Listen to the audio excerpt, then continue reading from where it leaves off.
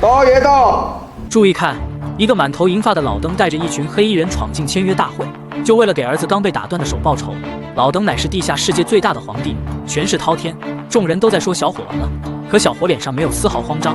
随着老登一声令下，身边的黑衣人纷纷朝小伙袭来。看着黑衣人一个接一个的倒下，老登的面色如水，因为他可是带了3000人过来围剿小伙。就在他准备叫援助的时候，身边突然传来了一声浩大的脚步声。什么声音？